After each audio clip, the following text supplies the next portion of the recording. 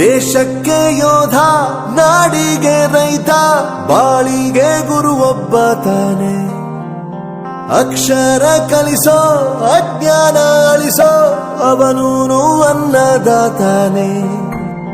ತಪ್ಪು ಸರಿಯ ತಿದ್ದಿ ತಿಳಿ ಹೇಳಿ ಸಮಬುದ್ಧಿ, ನಮ್ಮ ಚಿತ್ತ ಶುದ್ಧಿಯಾಗೋ ಹಾದಿ.